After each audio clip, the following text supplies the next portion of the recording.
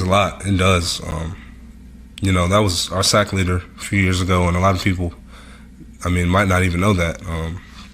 But just getting him back out there it feels right, you know. I work out. He's in my workout rec every day, so we push each other every single day. And just seeing him get back into it, seeing him get comfortable again, and just making plays, like it just feels right, you know. It feels like he could have been, you know, sort of a missing piece, whatever you want to call it. It feels right. Man, Shane is, I mean, another one of those guys who's, I mean, just processing things fast and playing, like using his eyes, trusting his eyes, and just playing fast. He's using his speed. I mean, he's one of the fastest guys on the field. Every time he's on the field, I don't care who's on the field.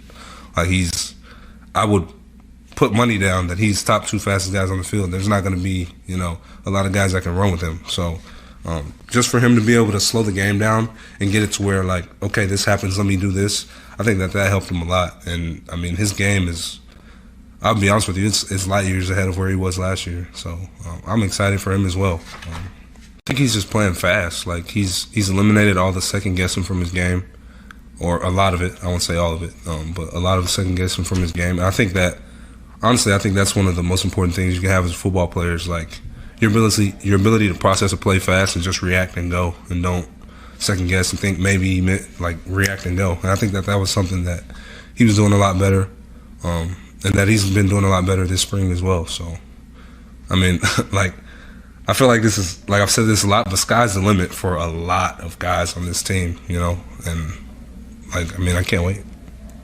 I mean, there's always pressure, but I think that's one thing that makes our room so good is that pressure, and in the sense that we all root for each other, we all, you know, pat each other on the back when we make plays, but it's one of those things, like, I'm racing to make that play before you make that play.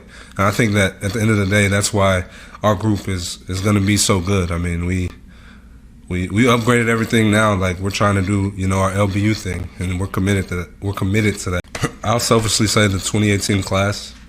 I really think, again, selfishly, I'll say I think our class was the start of the big change. I mean, we'll fight that over any group, whatever. But no, in all seriousness, I think we got a few guys, you know.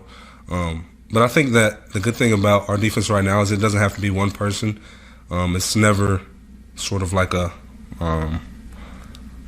it's not like everyone follows one guy. It's sort of just by the day sort of thing. It's not forced, you know. There's a lot of different leaders, and I think that's good for as many young guys as we have. They have multiple different directions to look to see the way that we're supposed to do things here, like the right way, the successful way. So I think that I really think that's the biggest thing. We have multiple leaders in the linebacker room, multiple leaders in the secondary. Like, it's I'm speechless, to be honest. This is where, I know earlier I said that my class takes the ownership of, you know, all the change and stuff like that, but I will honestly say that I think this class came in like light years ahead of where our class was. They're just so locked in, they're so mature, which is like really rare to see from a group of freshmen. I think the sky's the limit for that group, you know.